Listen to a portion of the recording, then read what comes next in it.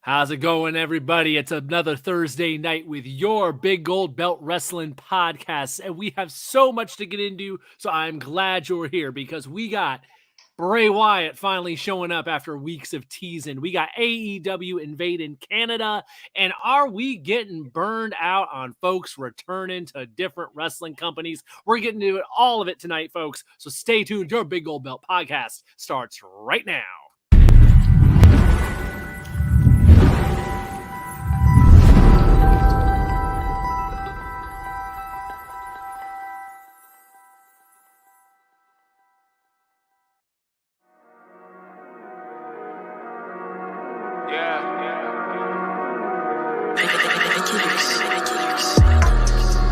Big old bell, big old bell, big old bell, big old bell.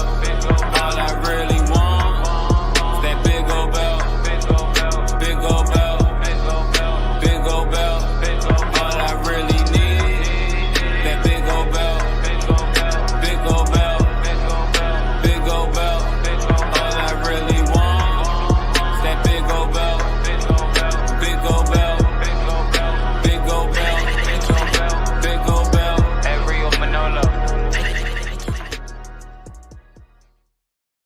Hello, everybody. It's Thursday night, 8 p.m., and you know what that means. It's your Big Gold Belt Wrestling podcast back at it again. It's your guy, Will, here, and we got our boy 2 Chains back on the other side of the screen after a couple weeks off, but an even bigger deal.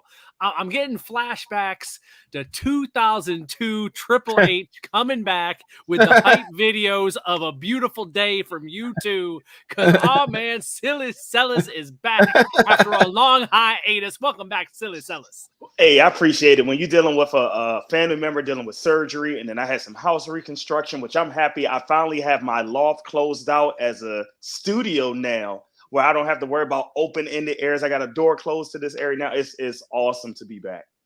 There you go. We are glad to have you after a absence of a bit, but it works out because we got Giant Crab in Canada tonight at the AEW Rampage taping. So he's not here this week. So it fits in perfectly to have you running in this week for your big return. And how's it going too, James? I don't want to forget about you in the midst of all this. Man, not bad, man. I've been away for things, doing Big O Belt media things. It was really dope at New York Comic Con this weekend. Not too much wrestling stuff, but I did get to run into Omos, who is every bit of 7'3".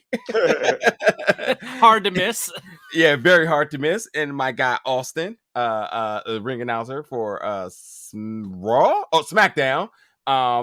So cool to run into him always in the con spaces. So good dope weekend, man. Ton of content coming out for that. So, I can't make it on Thursday because I'm on travel on Thursdays because of that. So it's all good. And I'm glad you all are holding it down, giving us that good. Oh, matter of fact, it's a lot of other people I need to shout out too. Also kicked it with my man Evan T. Mack of all of the wrestling shows at this point, but from the Ringer, from the Evan Mack Mania show with our guy Brian Waters and his crew, Fobo and Jack, doing their thing. So it was cool to hang out with Evan a bunch of times, hitting the parties and just talking. Dude is besides just how talented he is as a on-air personality and just how much he cares about the business, it's just a really good dude. Like, just having some moments to just talk about nothing. He's a really good dude. So he was there New York Comic Con as well, and we got to chop it up, and hopefully we'll be seeing him soon on this show. So good to run into my man Evan T. Mack of the Mac Mania show. Make sure y'all give them some love. Let me get their handle real quick to make sure I follow them. But it's like a phone number you got saved in your phone. You may not know the number, but it's in your phone. So let me make sure I got their it's Mac Mania. That's exactly how you say it. It's Mac Mania on Ringer Wrestling Podcast on Spotify every Tuesday. With the crew, Brian, Jack Farmer, Flobo, doing what they do. And also add one more plug too. Straight Facts with Sellers Sports Show will be returning to this Sunday, and definitely want to make sure we bring some updated information on the sports world. So check that out as well. Very Yeah. cool. Big Gold Belt Media making moves Working. as always. Working. There we go. So in the midst of all this excitement of the last week, we had a big show over the weekend. Extreme Rules went down, and we've been talking about that show for a few weeks and speculating on the White Rabbit videos and what was going to happen with the White Rabbit. And lo and behold, we went off the air last week saying, I think this weekend's got to be it. That was my feeling. I was like, they got to do it at Extreme Rules. And by the time SmackDown was over, they straight up said tomorrow night. So they were going to deliver it. And lo and behold, they did. They made you wait to the end of the show. But as the rumors were making people think was going to happen, it came true. Bray Wyatt is back. It happened. Will, can we derail? Yes. Can we derail this topic because we got bigger breaking news right now? In terms of speculation. Speculation. Because if it's two people we stand on this podcast, it's my man. It's definitely my man Mansoor. Right. Mansoor. But if there's one other person, this tweet comes out at about 6:22 p.m. Yeah, we will get to that. Time. We will get to that. Hell no. We ain't that getting ties to it. into this. We're not waiting. It ties into this. He's excited. He's excited about this one. All right. Go. Just keep going, because I'm hyped. He's ready. He's ready for that. I'm shooting too. I'm like, hey, listen. Okay, we will rush to it because Bray Wyatt's back. We've been waiting for Bray Wyatt to be back. Yeah, that was the talk that he'd be back. He's here. We've been talking the past couple weeks on the show if he was coming. Well, there's no more if he is here. So now the question becomes quite simply, what do you do with the guy? Yeah. He's here. He has arrived. On Monday, surprisingly enough, on Raw, they did nothing with him. He was not there. They just replayed his debut, his theatrical return from Extreme Rules. So as we head into SmackDown tomorrow night, nothing has yet to happen with Bray Wyatt specifically. So we're at the point now still of, how's this guy going to be used? Where does he figure into things? And I'll throw this out there so we can get to what I know you want to jump in with. A lot of people have been focusing on the handle he's using on social media of Wyatt 6. Does the 6 in Wyatt 6 possibly foreshadow we may have a new group? And if so, who are some people that might be of interest to be in said group? I didn't even think about that. That's why I was like, hold that thought on what we just saw today. So, but a lot of folks are, everyone's trying to decode the clues. And Wyatt 6 has people thinking all kinds of things because where's this 6 coming from? So y'all jump in here. Jump in here on me. Go ahead, James. I'll let you go first. Come on, man. Listen, I'm not the biggest Bray Wyatt fan, but I am a fan of innovation and creativity, and that's something that he is truly the embodiment of. And everybody talks about how big of a creative genius he is, and I do think he is. When I think about Bray Wyatt, when I think about some of the most creative people in all of wrestling, I think there's a couple of people that really stands above top, and I think Bray Wyatt is one. I also think Sami Callihan is super talented that a lot of people don't give that type of attention and love to. But Sami Callihan has been able to do it because Impact Wrestling has always embraced him to do what he does. Through his injury, through his numerous times of just redoing his character. Bray Wyatt, on the other hand, is always this person that everybody threw around to say he was a creative genius, but he was always playing within the system. You can't be any better than the system you play in. And that is the utmost for any bit of sport that you do. You can be the best quarterback in the world, but if you're not in the right system, you're not going to excel. And that, just, again, goes across the line.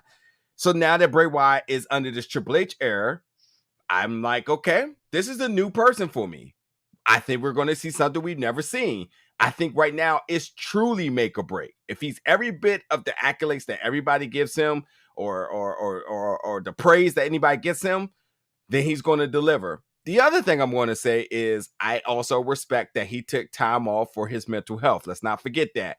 And every wrestler that praised him coming back was praising that as a win because they know how much he loves wrestling, but they also knew how everything that he was battling. So him coming back is a win for all of the mental health warriors out there. Also, Mental Health Week was this week, or was it Mental Health Day? We'll just call it Mental Health Week, but there was a big awareness to mental health within this week. Him coming back, I think, is a beacon of hope for a lot of folks for different reasons. Folks that's in wrestling, folks that are battling mental health. Bray Wyatt specifically, I think, we don't really know everything he was going through, but we do know that he was grieving a ton with Brody, and that was a big catalyst to why he wanted to step aside. So him coming back is a win for everybody. So now it's like, I respect that. I'm glad they took the time to do it on himself. I can't help but to think that this is his best opportunity yet to show who he is. Not to mention he brought his brother back from what I heard too. So he's moving as a unit. So when you talk about the 6, I can name one right now, and that's definitely Bo Dallas. What is he? He didn't have anything going before he left. So now that he comes back, it's interesting to see what they can do. And him bringing his brother to the side of him definitely sounds fun. Sounds intriguing. It sounds like a good time, and I can't wait to see. But as far as I know, everything that we know about Bray Wyatt means nothing to me. It's right now at this point. It's outside of the Vince era. It's the Triple H era that's allowing people their creative juices to flow. I mean, even the smallest things. Think about Shotzi coming back out with the tank. It's a small thing, but it means a lot. Matt Riddle. The whole name means much more as a brand than just Riddle. That's an Austin Theory. Like, these things matter. I mean, even getting Daniel Cormier in there, these little things that Triple H are doing, that means a lot. That made that presentation of that fight much bigger. When you talk about one of the most decorated combat fighters, Hall of Famer in the UFC being a part of that, that's a big deal. So I'm saying, in this new Triple H era, it's empowering folks to be their best selves. Matt Riddle, ex-UFC person. You can however you want to feel about it. You can say disgraced because he didn't want to stop smoking, or you could say, hey, that's a guy that took a chance on himself. But the fact that he was able to get back and do what he wanted to do, get back into a cage, sort of say, and then you have DC sort of saying, like, giving his blessings to it, that's a big thing. You have to think that Riddle wanted that as much as DC wanted to have that. So Riot being back is a thing that, like, all the other previous stuff doesn't matter. It's day one for me now. Now I'm curious to see who this new person is that they gave this granular introduction to see what he's going to do going forward. As far as I'm concerned, we never met this person before. So now let's see if he is every bit of this myth, the man, the myth, the legend that they say he is. All right, so let's get in here. I'm going to take you back to a time, and I'm going to have a quiz to see if you guys can get this. Now, let me go back to what you said, 2 Chainz, which I totally agree. I think right now, Triple H is trying to right the wrongs of WWE and why some people have left and why we're trying to bring them back, but not just bring them back the tools that they had, before they even left. So even let's go with Karrion Kross. When he came first back to the main roster, he didn't have his wife on there to help build him with him. So bringing that character and the image that built them up while they were in NXT to put them on this brand that they were supposed to be is like righting those wrongs of where we are. But let me take you back to 2009. Do you know a stable that debuted in 2009 that could possibly have the same effect if done in the correct way, if we say that Wyatt 6 stable, and it featured a world heavyweight champion that not only did that, but built up people in that stable? Do you know what group that was? Nexus? Not Nexus. Oh, you said had a world champion. Never mind. Oh, yeah, had a world champion. Had a world champion. And it debuted in 2009. And if booked the right way, it will not only help elevate the person who was the world champion, it helped other people in that group. Is this when we had Legacy? Is that when 09 or Nope. earlier? Nope. 09, I'm blanking on what the hell was going on in 09. And I'll even get a hint. They were featured on SmackDown only. God, I feel like I'm. What it's am right I on the tip of your tongue. You're gonna kill yourself and get it. And it's not one of the greatest stables of all time. Okay. But it were very dominant for what they needed to do based on culture and character building, which I think Bray Wyatt could be the same thing. Let's have it. Straight Edge Society, led by CM Punk, when you had Serena and Gallows. Okay. So let's talk about this Wyatt 6. If you have the rumors of all these people who are built in, Bray Wyatt doesn't need to rebuild himself. He's already a world champion and on his way. But what he can do is something that can rebuild not only him, but other people around him to be a great stable. And I'm not talking about competing against Roman, but something where you can build up a nice storytelling with a stable that has a theme and a story with it. I see. So here's my thing. What I've been noticing about WWE recently is that there's an emphasis on stables and beyond stables, definitely 3 groups or more. We're seeing the club, we're seeing Judgment Day. I was about to call him Justice Day. Judgment Day. We're seeing Mansoir in the crew because that's how they're going to be known. Okay, we'll call them what's it called? I'm about to call them Maximum Male Models. Maximum Male Models. Yeah. And then we got Hit Row. And I think that like saying Wyatt coming back with the responsibility to build others, I think it's just completely blasphemous because he needs to rebuild himself. Like he and beyond that, I think he not only, I wouldn't say rebuild himself, he needs to establish himself.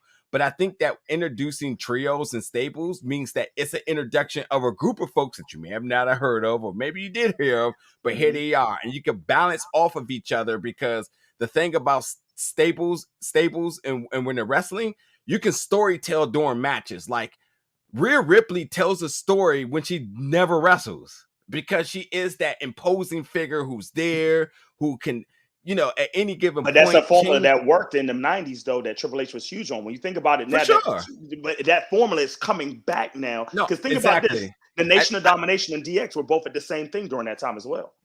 And then my point is that I just don't think that, you know, the accolade of him being a world champion, because I think no one remembers that. And I think also no one cares. And I think that no one ever looks at that as a notable title run. I think this is the opportunity for him to say, hey, listen, man, everybody knows you're this creative genius, you know, so prove it.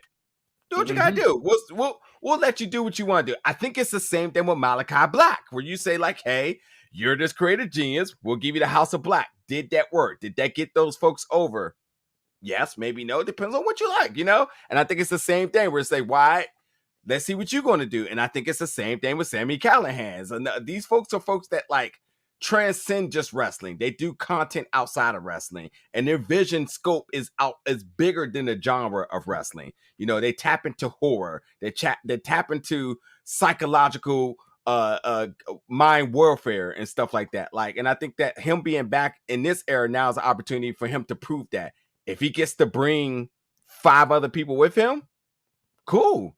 Hopefully it's 5 other people who are in purgatory. You know, I know Apollo Crews is in NXT, but damn, if he was like, well, Apollo Crews is gonna be one, I'm like, all right, well, okay, let's see what Apollo got. He ain't got shit going on beyond that, so let's see what they have. So that's just my piece. I don't want to put him up for responsibility of saying more than just go out there and do the thing. I don't think there should be a level of expectation for what he needs to accomplish. I think he just needs to do it, and it's either going to work or not work. I don't think you need to throw like, oh, you're an ex-champion, so not only do you need to be good, you need to make sure the people around you good. I think it just needs to be just do your thing. The braces are off now. The training wheels are off. Go do your thing. Vince ain't going to say, I don't like that no more. Go do your thing. True. And that's the problem. That's the problem, because even as we may not surprise, he's a 3-time world champion right now. Granted, he's a 3-time. Oh, yeah. One time with the WWE and 2 times Universal. But at the same time, he did not get a chance to get the bookings that he needed because of Vince. And I don't think that was his fault, because he sold the character the best way he could. From Fiend to Bray Wyatt to Husky Harris, all 3 of those ways he can do that. Harris. And think about it. When you think about who can be that next Mankind, he can do that where he can play all 3 of those characters at the same time. And that's the thing. And they did play into his history in the way they reintroduced him, which in the video they played before he finally came out of Extreme Rules. They did, throw back to the Funhouse and all that. So they are playing back on not being just completely a new character, but a guy who has this history of these outlandish, things he's done in his past. So they are acknowledging that. And again, I think that's a means of saying like, that's the past. We're going forward. I don't think giving him, again, somebody who's struggling with mental health, I don't think there's reasons to give him expectations for things he needs to live up to. I think he just has to go out there and do it. And that's what I want to see. I want to see a day one version of a person that obviously knows how to wrestle, that knows how to create character, and just go do it. Well, here's my thing. Here's my thing. As someone who's had a lot of issues with Bray Wyatt in the past, as far as his gimmick goes. Yes. Well, for me, the issue with Bray Wyatt is this. It's always been, what the hell happens when the bell rings? Because this man put bugs on the mat at WrestleMania. This man had red light powers that made him impervious to anything Seth Rollins would do. So I got to see a retooling of this guy to where how is he going to be compelling as a wrestler now where the gimmick isn't going to get in the way of things? Because the problem with The Fiend became they made him so damn overpowered that he couldn't sell for nobody. And that got in the way of things. Yep, so even Seth Rollins said it like in an interview in the last week or so, where he was like, if you worked with The Fiend, you didn't come out of it better on the other side of it. You were so handcuffed in what you could do with that character. So my biggest concern going into this has been, I hope there have been extensive conversations about, okay, you have all these creative ideas, all this stuff, your intro and all this, codes and stuff you're doing for social media buzz and all this. And that's great. But once it comes time to actually wrestle, how does this work? How does this work as a wrestling character to where it's not going to hurt your opponents and it can work as a story and in ways, where you're just not to be this otherworldly supernatural creature that people are going to be totally handcuffed in what they can do with you. That's my biggest concern. I think that's number one. The first thing they got to address is how does this new Bray Wyatt work? We saw the Fiend mask. We saw, the fun house and all that. And we can call back to that, but they need to tweak the formula for what this is going to be in 2022, I think. Well, let me ask you a quick question just to jump on your thought. True or false, or tell me what you think it is. Royal Rumble, Bray Wyatt, Daniel Bryan, the best Bray Wyatt match he's had in WWE. That was the best match as The Fiend, for sure. Definitely. No doubt. All of them are unmemorable to me, so I couldn't tell you. I remember more Jinder Mahal matches than I remember Bray Wyatt. Stop. But that Randy Orton match when Jinder won, that was memorable. Yeah, for sure. So here you go. There's number one. Okay, so let's throw this out here real quick. If they are doing a group, if Wyatt 6 turns into something, who are some names? Let's each throw a name or two out. Who do we think might be of interest to be plugged into something like this? That someone that could use some tweaking, or some people that just, I don't know, that jump out at you as like, ooh, them with Bray Wyatt could be interesting. Let's go to Celis first. So repeat the question again. I missed it because I think I got cut out. So say that. Who do you want to be a part of the staple, bro? If there's a group, who are some people you might want to see in there? One or two people. Stable with a B, not a P, not staple. Alexa Bliss, she has to go back in there. I have to give Alexa Bliss. You need a female because every group has a female, and if you're gonna run this trios thing, you gotta have somebody that can face somebody since you're not doing intergender. So yes, good choice. And I'm trying to think of a wild card. You know what? Give me Ciampa. Ooh, give me Tommaso Ciampa. That's an interesting pick to be in that, because he's somebody that can have that dark, edgy theme, and I think he never got a chance. He was just placed with the Miz for that moment, but I never thought that fit him, even though he was becoming. I think him being in this darker role would definitely fit what he would do in there. Well, you said two. I'll leave it at two. But I will see somebody else. Leave it at two, so that way. And I'll do a wild card. Yep. I'll do a wild card. Yeah, easily. I mean, Bo Dallas with the rumors of him returning. So I think, aligning him with his brother gives the aesthetic look because they look alike. So you can really do some things. Eva Marie, we're fans of her. I definitely was much more excited about her earlier in the show, but I'm just going to keep it very simple right now that she's obviously lobbying to come back. And however that looks, I mean, sure, she's an actress. I mean, I guess she can figure something out. I don't know why it makes sense, but if she's trying to figure out ways to get back in there, then so be it. But if I had to take some sophisticated guesses here, my first name that really jumps out at me is Joe Gacy, where I'm like, oh, yeah, okay. This next class of NXT, let's say the Evolve folks it's time for them to evolve. It's time for them to go the way up. I would love to see that. If I had to name another person, I'm going to say Shotzi Blackheart. Ooh, I think he can do something crazy with her, and I think she will feel right at home. So that would be my two wild guesses, two very obvious guesses, and yeah. I like the idea of Shotzi because she hasn't done much yet on the main roster, so it would be a big step for her. I've seen a lot of people thinking maybe Liv Morgan, given how she dropped the belt to Ronda with a creepy smile on her face at the end of her match at Extreme Rules. So now that the title's out of the way, maybe you do a little tweak with Liv Morgan and put her in there. But Shotzi's more intriguing to me. Because like I was saying, Shotzi would be a bigger move. Liv, it would just be a tweak. So yeah, Shotzi's an interesting one. As far as a guy goes, here's a name that jumped out at me that just came back around. What about Dexter Lumis? Possibly in there, because the thing with the Miz feels like it's going to run its course pretty soon, and he'll need something new. He's got the creep factor going on, so if you want characters, in this kind of thing, the timeline is the problem here, because I feel like the Miz thing is going to run a little bit longer, because Miz programs usually run into resolutions at pay-per-views, and with Bray coming back 100% sooner, which I guess SmackDown. Introductions are going to need to be quick. We're going to need to see at least half of this 6 assemble right away. And I think that we're not going to get Dexter that quick. We're not getting Dexter at the next premium lot event. Was that Saudi Crown Jewel? Something Crown Jewel, yeah. So yeah, that's my issue with that. But yeah, Dexter seems like a good choice too. All right, well, we'll have to see what happens. The first road stop will be tomorrow night on SmackDown. As far as where I was saying, the big key now is how do they introduce him? They did the video. He's there. I think he said, "I'm back," or whatever, something to that extent before they cut the camera at Extreme Rules. So what he does tomorrow night on SmackDown is going to be real interesting to see how the next step they take here. Now, you were talking about a wild card, Cells, before we go to break. So throw your wild card in here before we go to our break for the midpoint of the show. So he is a fan favorite of all of us, and maybe he can, re-emphasize himself with doing this, but let's give it to Dijak. On this T-bar. The big man. Yeah. This guy's a singles wrestler.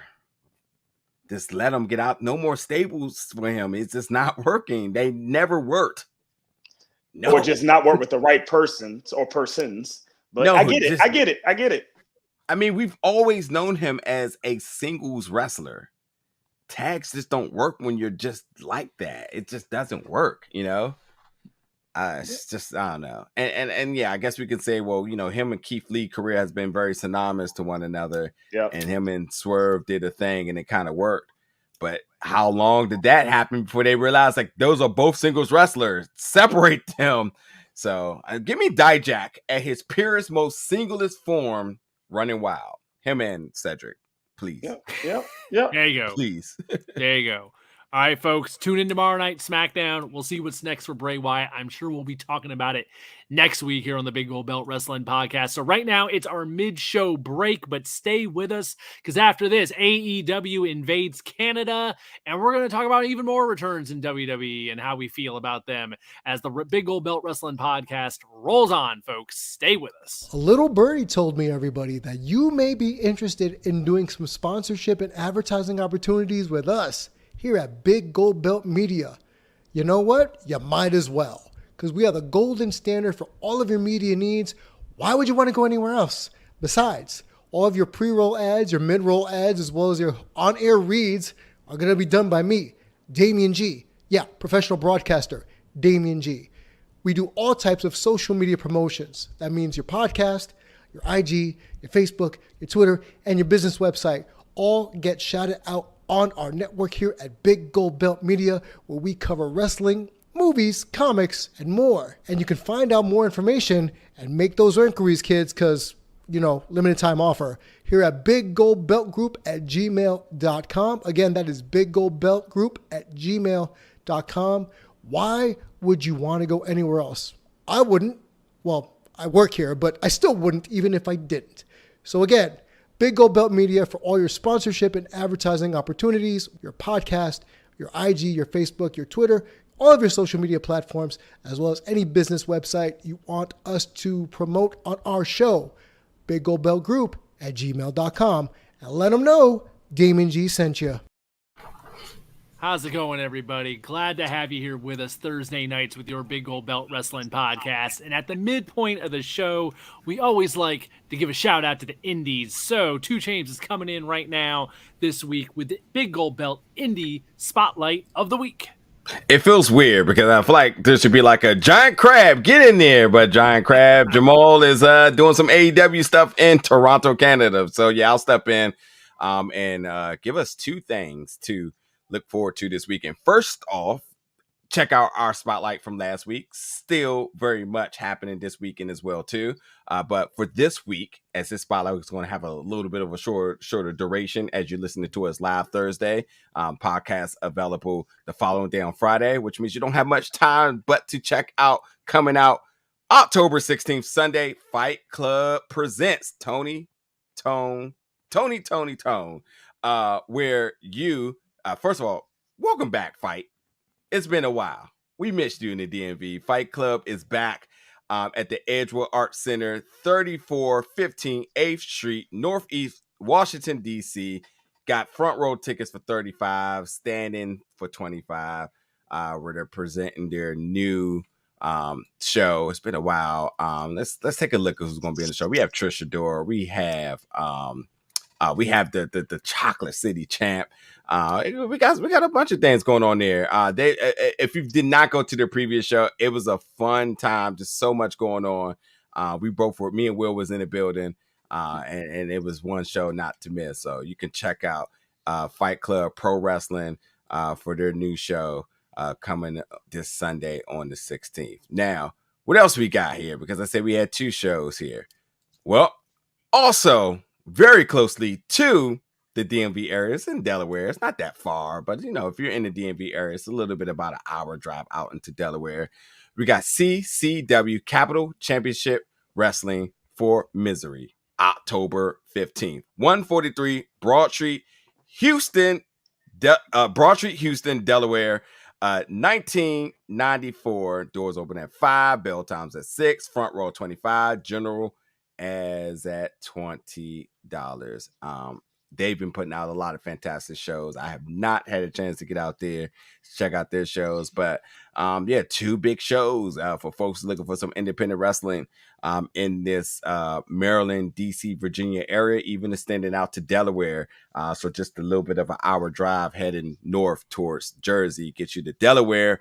You can check out that show. And then, like as I said, you got Fight returning back to the nation's capital, doing what they do best. So that's going to be a good time as well too. We'll make sure we have all that in the on our Twitter. That way we can get you right to the links, and you can check those shows out. By the way, both these shows are minority owned, so shout out to them as we look to get independent wrestling popping back in this area more and more. And CCW, let me make sure I give them credit. They've been doing things a lot. I just haven't had the chance to get out there. And also Sasha McKenzie, making her way from down under back into this area, back into the States, getting back to our side. Also going to have Sue Young on that card as well, too. So check it out. And that's it for the Indie Spotlight for the week. Awesome.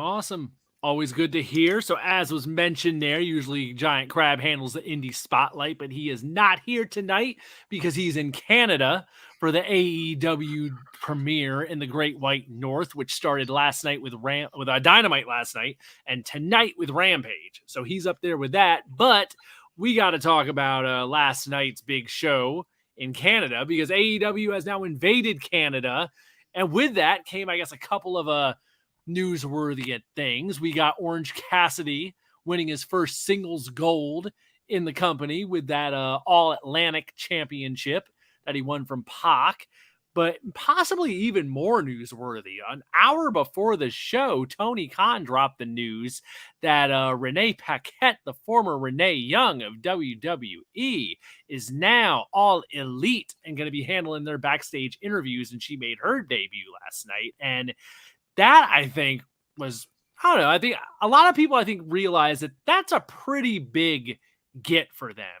And if anything, it surprised me, coming from the aspect that when she left WWE, I really had the feeling that she was on that track towards like ESPN, Fox Sports, something like that, that she was that polished, that she was going to be moving up into like past wrestling, into that next level of media, but it didn't happen. Or possibly she's, going to be doing a little bit of both. Because like I said, the upside of AEW is you can have some outside stuff going on. So maybe it's still in the cards, but she's back in wrestling. She's with AEW. To be clear, you also can do it in WWE because i.e. Pat McAfee.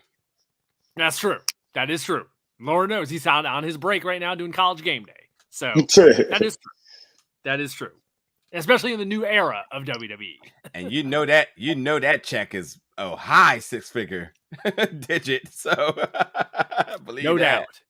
No doubt. I guess thoughts first on Renee returning to wrestling and AEW ending up as her spot. I mean, to me, it makes sense with her husband there and everything. So okay, Mox is there. He's the champ. So everyone's in the same spot. Everyone's on the same travel schedule. Got to help with a young one at home and all that. So those are all perks. But any other thoughts on this from you two?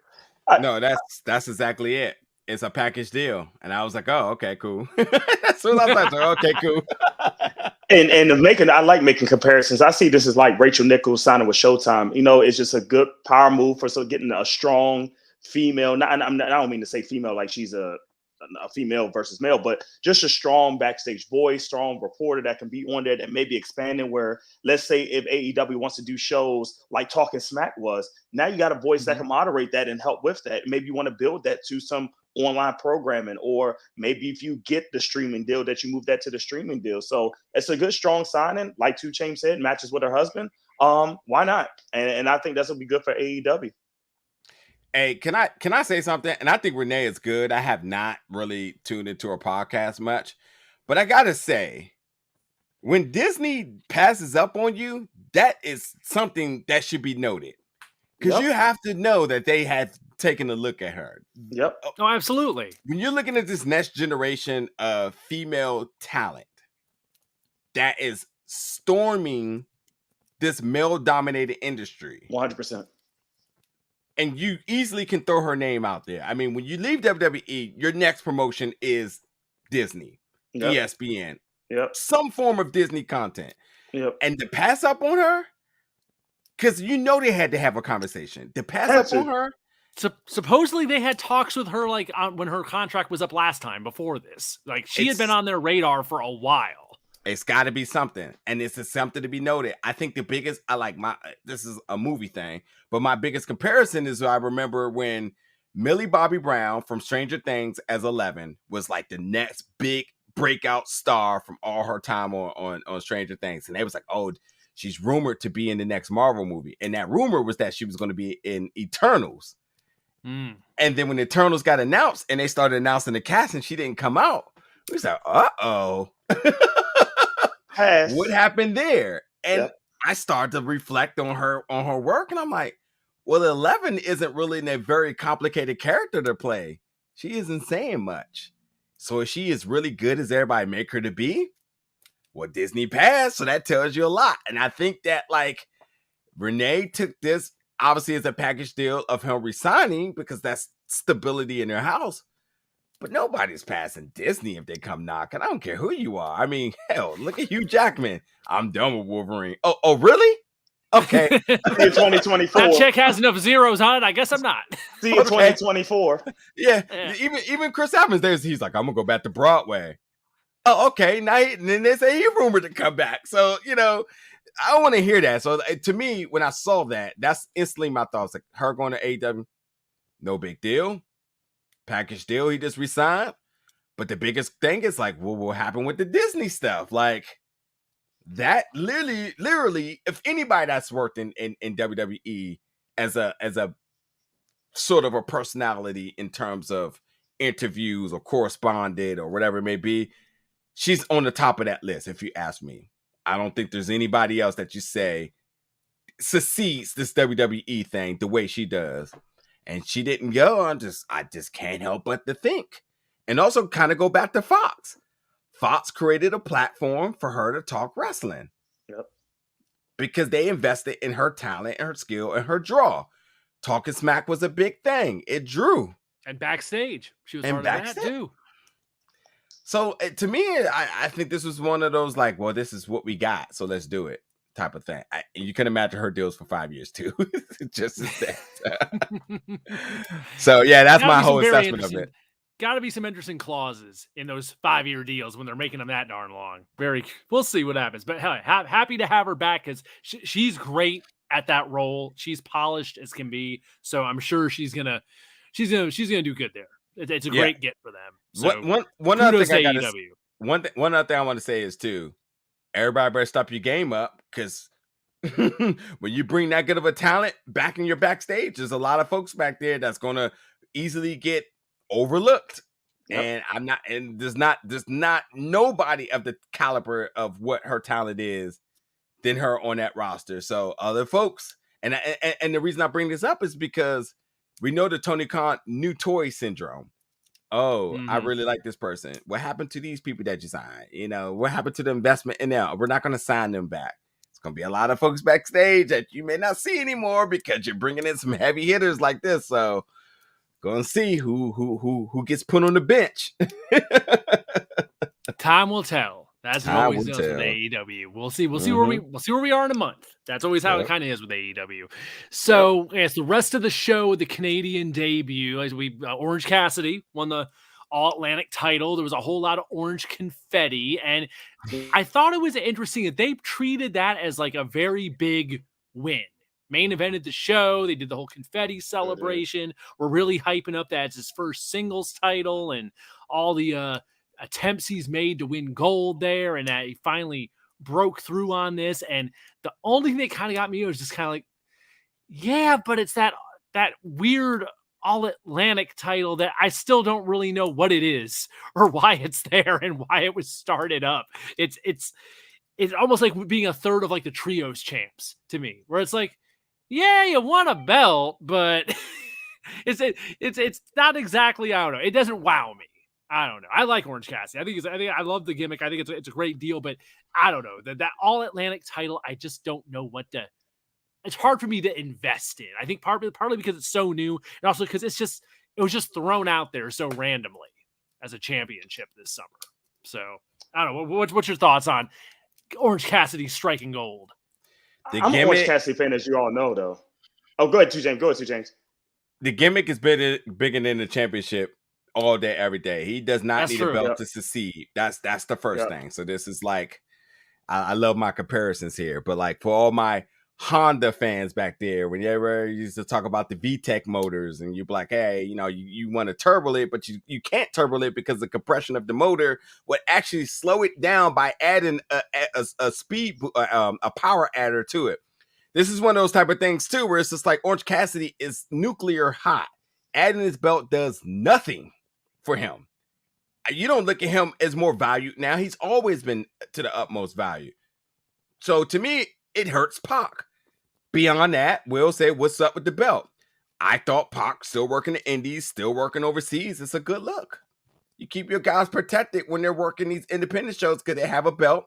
They make these independent shows more money because the belt draws the notoriety of the champion. They were working as like the traveling title is what they were doing with it. Yeah. And you mean you're going to take Orange Cassidy, who is a draw by gimmick, and then add in a belt? That doesn't help anybody. Period. It just doesn't. You may not be a Pac fan, but you know that he's a champion. You're like, oh, that's cool. Everybody knows Orange Cassidy. So this, to me, is a super questionable decision as to why. It does nothing. It does nothing for me. So I don't know. Somebody convinced me different because it just was like, oh, really? Okay. So I'll put it this way. And I agree. I don't disagree with anything that you just said. But once again, going back to a topic I always put in, if you have a championship reign under yourself as a wrestler, they can't take that away from you. So by him having a championship, regardless of how we feel about that championship, it happens. And it's something that they can't take away from him. He is a champion of some sort. Where you have a lot of gimmicks out here in wrestling that you like, but it's like, they'll never win a championship. Oh, and that's very unfortunate to say. Like, for example, Mankind, Dude Love, and Cactus Jack, right? I don't think Dude Love ever won a championship, but he was always a draw with his character. But let's say if you gave Dude Love a legit Intercontinental title, not even a WWE title, or maybe a US title if US was in WWF during that time, but I'll just keep it at Intercontinental.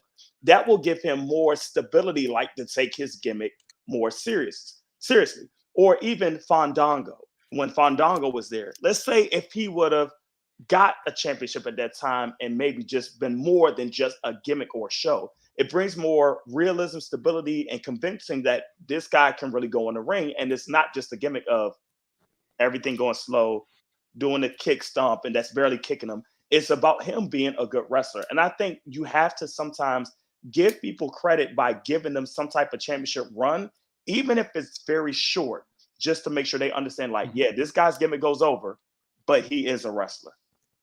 That I think is a key point there. The idea of you can do a reign, but you do a short one just to kind of give him that credibility. I think back to when Undertaker first started out, and gimmick of all gimmicks, a huge attraction. His first world title runs were very short, like a week or so, where it'd just be like, a transition with the idea that that character does not need the belt. You just use him as like, a way to move it from one person to another. And also to give some credibility as like, this is a top tier guy, but an Undertaker, an Andre the Giant, these like larger than life characters, the character is the attraction. Yes. And the belt, like you said, the belt it becomes a situation where the championship is better served elsewhere on someone else whose gimmick can be that they are the champion. Because that's a gimmick in itself, being the champ. So that's probably, I'd be really curious to see how long they keep the title on him here, especially if the idea of this championship is that it's going to be like how Pac handled it, and it's the traveling championship that goes around to all these different areas, to smaller companies, and it's like kind of like AEW's little offer match on these shows. If that's the idea of what Tony Khan wants this championship to be, then I definitely wouldn't keep it on Orange Cassidy that long, because you want him on your shows. He's one of your featured attractions. So maybe the idea is we need to get the belt from Pac to someone else. Orange Cassidy is the conduit to do that, and this is just going to be a short little thing. Again, stay tuned. We'll see what happens with all that. So I don't know. If anything, it made for a moment in Canada. That might be part of it too. Just simply that it was their first big show in Canada, and they're like, "Look, we want to have a big, memorable moment. Let's throw a belt on Orange Cassidy. He's been here since the jump. Give him a moment here." So not the worst idea in the world either. So we shall see.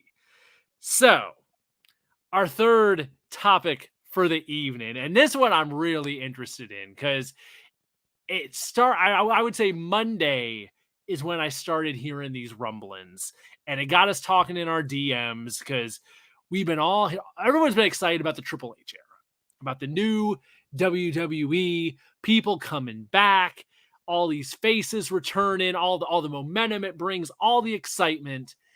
And then Monday came, and we got our latest return in the Good Brothers showed back up to back up AJ Styles. And I definitely saw a fair number of reactions online that was like, what are they doing here? And it was the first return where I was like, oh, not everybody's into this. Whereas most of them so far have been very like met with excitement. We had our first hold up. What's going on here? What's Triple H doing here? I'm not so sure about this one. So here's my thing, because people were trying to hold Anderson accountable for his tweets. Oh, right. His I'll never go back. and he's not wrong, because there's been numerous situations of hierarchies where folks are like, I'm never working, playing, or doing for that organization ever again. You get rid of that big dark cloud above it, and then it's a whole new regime. It's happening in football. Let's just be honest. Would anybody black play for the Clippers, considering what Donald Sterling was doing? Oh, during that time? Wow. Yeah, but you get him out of there, you're like, all right, cool. It's turning the page. I mean, it's the same thing with the NBA. It's business. Do y'all remember LeBron and them was like, nah, we're not playing. I ain't gonna, and then they made the change. So what's the difference? So that the era is different. This is a new brand. This is a new company, essentially. Same name, new management. That's why when you get new management, that's why they fire people, because of that reason. It's the same thing where teams, I don't want to talk about my team because I don't want to hear it. I don't want to talk. I'm not answering any of these questions. But it's the same when teams are losing and it messes up the entire roster morale. And the first thing they do is fire the coach. It ain't the coach out there playing, but the coach not only is in charge of the team, but it's the perception of that leadership. And when that's gone, then people are just like, cool. It's almost like we're starting at zero again. And they go back into it. I'm not mad at Anderson for coming back, realizing that the opportunity to work with his good brothers, the money, the publicity, and that everything that him and Vince may not have got along with is gone. I don't understand. Like it's completely silly to me that people are trying to hold that against them. Period. It just does not make sense. That's really my big take about everybody and their whole, why are you going back? Also, wasn't people the same thing about Jake Maverick, but then he went back a few times too? Like a few times. He's been in and out that door a few times. And he was a hero, right? Right. Got his gig back after putting that video up. So the big question becomes, because we've had, now let's see, we had Dexter Lumis. We had, of course, we had Bray Wyatt. Now we got the Good Brothers. Who else has there been over the past couple months? I mean, just because for a while there, we were getting almost one like every 2-3 weeks or so. Oh, right. Hit Row, of course. Yep. All at once. So that's the theme of the Triple H era has been, of course, Karrion Kross returning. So a lot of bringing people back in their old image, in their NXT version, in a different light, etc. We're a couple months in now, and I guess the question becomes, are we hitting the point?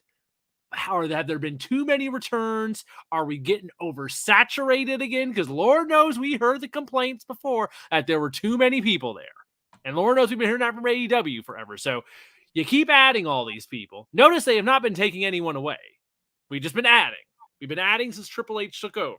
So are we getting to the point of enough returns, lay off on it for a bit, be more selective, or they need to free up some space? I don't know, because the Good Brothers, I get the idea that clearly they want AJ to feud with the Judgment Day, and he needed some people with him. So, okay, that makes sense. That part I get. There's clearly a story here.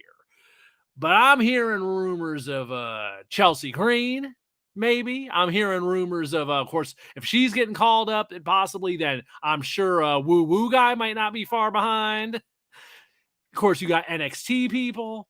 We're always talking about moving some of them around. You mentioned Joe Gacy earlier. So are we getting to the point that there's two? And of course, hell, let's not forget Sasha and Naomi's still out there. They're still out there. We've been talking about them since the jump. Sasha's gone. Here's the one thing I'm going to say about that real quick, because we've been hanging them out there forever and a day waiting on them. Here's the one thing I'm going to say about that. Notice this. They have been making a point of making all these appearances together. Fashion Week, all these things, they are attached at the hip. They are very much still a unit publicly. Listen, I think there's a reason for that. Yeah, I know. They have an agent.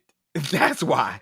They're not freelancing anything. They up their game. I mean, you have to think. Sasha is standing on the red carpet next to Giancarlo Esposito, Katie, what's her name? That plays the Stars of All Stars. I mean, she's got her Disney hookup. And you think she ain't asking like, oh, how'd you get booked for that? Oh, my agent booked it. Oh, I don't worry about that. My agent sets my schedule.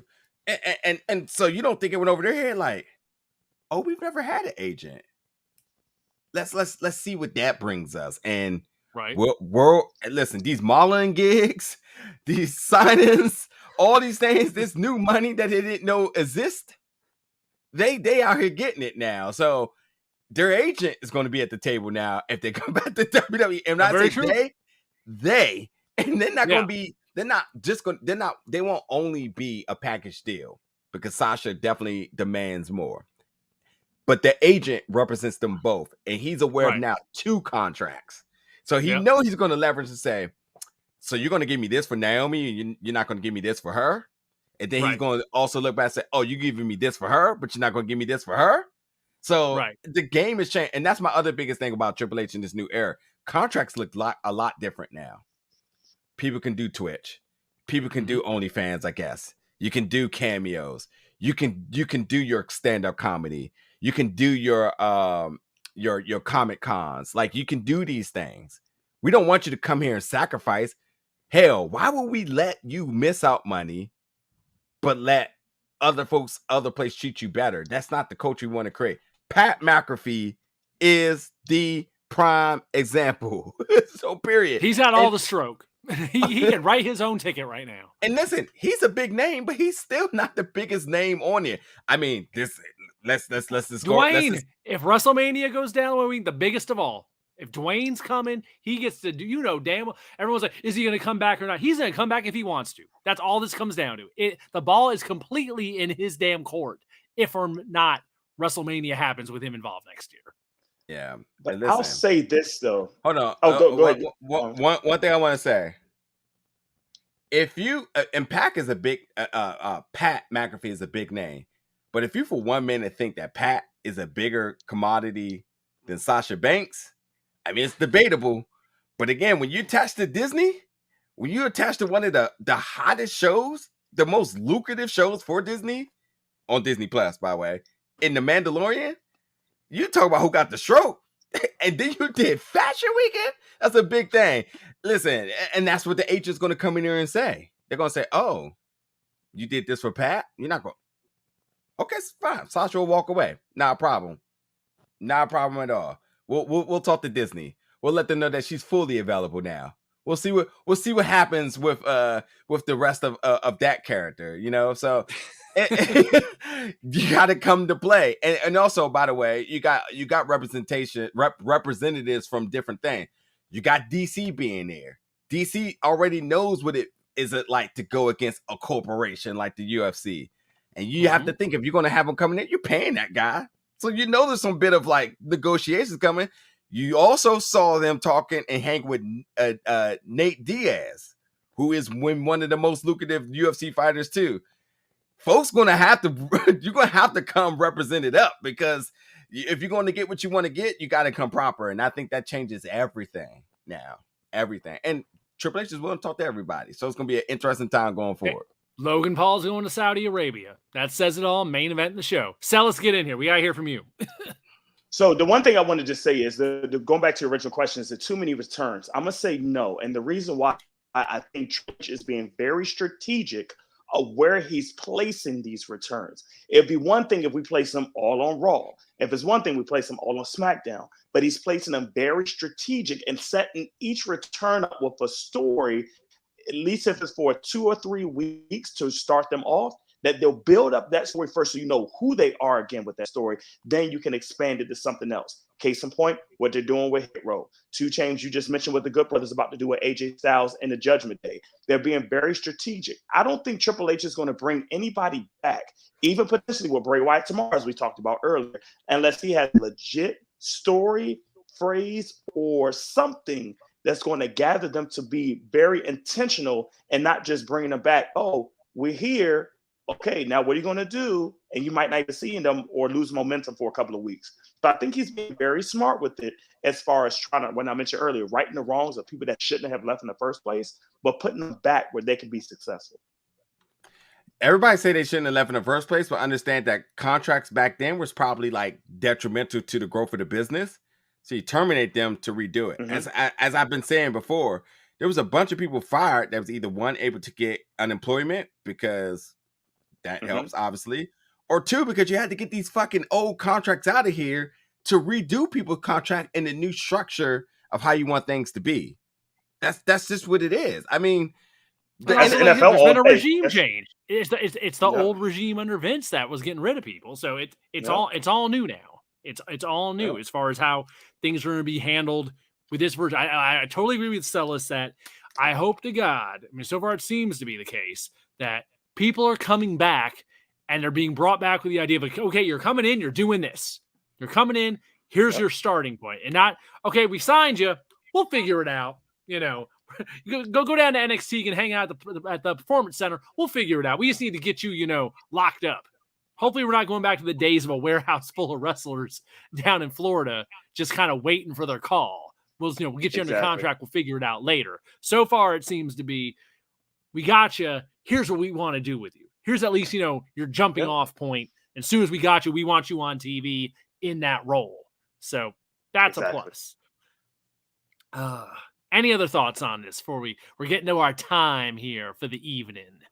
Yeah, I just, I'm good on this. I'm good. It's just people just got to understand that business is just being handled better, and while everybody looks at firings and resignings as just a very black and white thing, there's a lot of language in these contracts, and sometimes it's just better to terminate them instead of restructuring, because they restructure.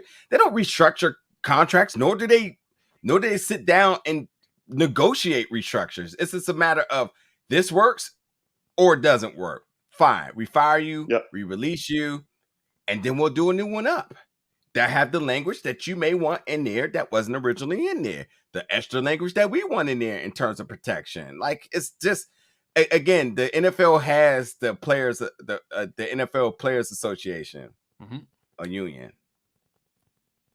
What's everybody's favorite savior that was supposed to come and save everybody in the WWE?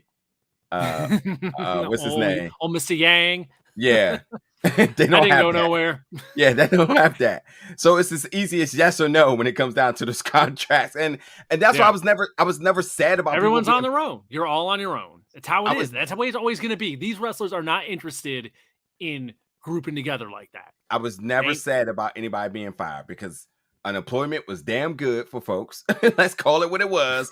Motherfuckers was getting PPP loans out there. Luckily, no wrestlers was out there doing the Austin St. John, the Red Power Ranger thing, but like, it wasn't that bad. It was a time for you to understand that, like, hey, you got to figure it out, or you have to come to terms with what these new languages is going to be in the contract and work it out. And you never, by the way, it's 2020, it's October 13th to be exact. How many wrestlers have we heard is homeless? How many? Any? Especially the situation in Florida right now. Is anybody homeless? Because we get all the news. We motherfuckers can find out where people live at. So we damn sure know if somebody's on the streets. So did anybody turn out worse than what they were? Sure, you don't have a daily income, a check coming in. But it wasn't all bad. Braun had to sell seasonings. He may have figured it out, and he may have found his way back. We were controlling our seasonings there for a bit, for $30 a pop on those boxes of seasonings. But hey, as we discussed it, Cartoon Network, and rest in peace, control your narrative seasonings. as we discussed in the DMs, it was funny this week when we were reflecting back to how when everyone when people were getting let go and there were the mass releases, there was all the cries about WWE's horrible for letting these people go. Now we're getting the opposite about these people better not go back. They better not hire any of them back. They better not let them go. They better not hire them back either. Hey, Will, you've been on the social media a little bit harder than us. But look, how about the other narrative? I saw somebody saying that wrestling media is sad that Vince is gone because now they don't have nobody to blame. And that's well, hell, I did call from the beginning that the day we get our first wave of releases under Triple H will be interesting. Hell, the day we get a wave of releases under AEW instead of contracts just running out. Everyone's they just let contracts run out. That won't happen. You don't know that. Financial situations change. Hell, the way Warner Media is looking, I don't know what's gonna happen with that darn place. The way Warner's going these days. Hey, can I quickly say, and I do respect Hollywood Reporter, but that whole thing about them saying that they're investing into scripted sports show, and now that seems to be everybody's whole sign that they're investing into AEW. My quick and honest opinion of that shit is, until it happens, I don't believe nothing. Period. Though, again, if they're going to scrap DC projects the way they did, I don't see them investing into wrestling. If they're throwing out movies that are shot and made and in the can, they will get rid of anything. Anything's on the chopping block. If they're getting rid of a damn Batman universe movie and just saying, forget it, write it off, anything's possible. All the momentum in the world to keep it going. They got Titans coming back. They got Doom Patrol coming back. They got the new Batman game that's coming out, Gotham Knights. And so you're going to get rid of a Batwoman movie? It's a perfect storm for publicity here. And you're going to get rid of it? Because that's just tells you how much in turmoil they are since the merger. And finance is all in peril. And then wrestling folks, for whatever reason, swear to God that like AEW is like the savior of everything. And until I see it, I don't believe it. That's just my take. Yeah, I think the one thing it has, I think the big thing it has going for it is there's a lot bigger fish they can fry right now to cut for losses. So I think AEW is safer in the respect that it's far down the chain. There's much bigger projects they can get rid of, but by that same token, just until something is, locked and loaded, the shaky ground is standing on. That's all I'm gonna say. It's almost like Nick. It's almost like Nick Khan running a WB Discovery. Like you just don't know who might get cut. Hey, one more thing before we go. I was looking at the under the tweets for BT Sports in terms of who they say it may be part of the Wyatt Six, and a name that they have under here is super interesting. Besides Aladon, who I think writes itself there, I think that Baron Corbin would be he ain't been around. And Baron Corbin is the next coming of Sheamus, if you ask me. Somebody who just is going to withstand time. I think that the longevity, the feuds, just how this person just fits in, and no matter what you do, everything, stables, everything. A lot of people don't like him. Love the guy. Just like a lot of people didn't really respect Sheamus as much as they did. Love him. Love him. 2 Hall of Famers right there. There you go. No doubt. It's taken Sheamus a long time to get to this spot now where he's like, I feel like he's like getting his appreciation run right now in this feud with Gunther. It's been good stuff. Loving that. So, folks, another week, another Big Gold Belt Wrestling podcast, and I guess this wraps us up for another Thursday night. As 2 Chains mentioned earlier, we are live every Thursday, 8 p.m. And then the following day, the show drops on all podcast platforms. If you're just looking for the audio version, it's ready for you on Friday mornings. So we got you either way. If you want your video, you get your video. If you want your audio, you get your audio. And of course, Big Gold Belt on all the social media. BigGoldBelt.com for all your website needs with all your entertainment media news of what's going on between wrestling, comics, movies, and more. Thursday nights, 8 p.m. We are here, folks. Thank you for joining us. We will be back next week with another show. So until then, we will check you later. All I really need, that big old belt.